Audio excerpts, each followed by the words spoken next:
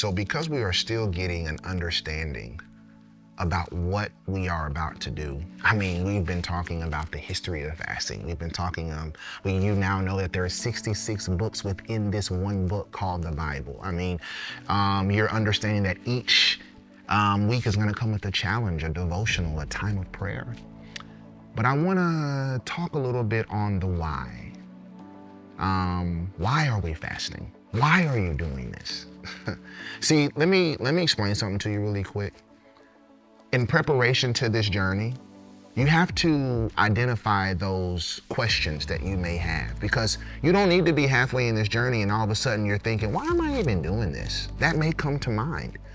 Hopefully that you listen enough in this moment to know why you are indeed fasting. One reason you're fasting is because you're checking that check engine light. Don't forget that. Number two, another reason you're fasting is because you want to strengthen and deepen your faith and your relationship with God. You may be thinking, well, why would I even want to do that? I know who He is. Yeah, but why wouldn't you want to become closer with something that, or someone or something that has this unconditional love for you?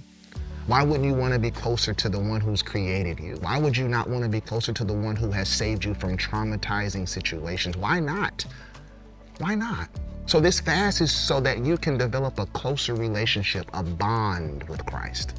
It's time out for just going to church and just saying, I went to church. But indeed, fasting is a part of the practice of being a believer.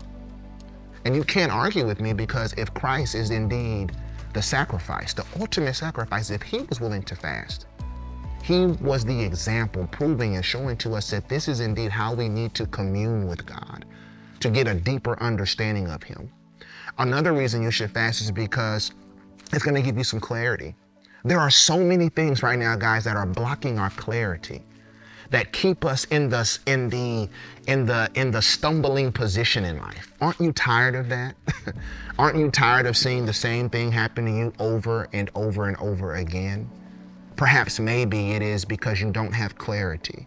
And in this fast, and in this time of being on this digital detox journey, you are indeed going to know what it is that you need to do so that you can stop those patterns, so that you can stop those behaviors.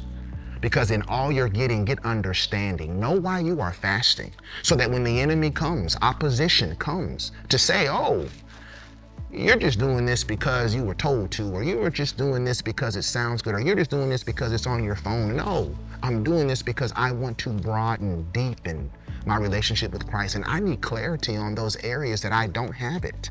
Well, you're saying, well, why come I just can't pray? The word says that we should practice fasting and praying. We got the praying part down, but we're not willing to fast. Because you know why? Because sadly enough, we're selfish.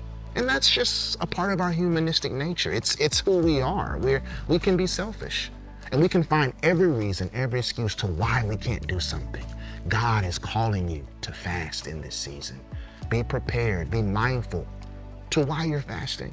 You may even, last thing I'll say, you may be thinking, well, you said those two things, to deepen our relationship and get clarity. Well, I have a deep relationship with God and I have clarity.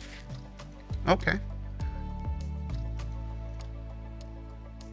But what if you're being called to this fast for your own personal reason?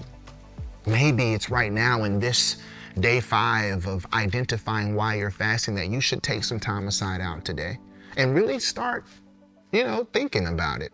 I mean, search your heart. And if you're having trouble searching it, ask Christ to help you search it.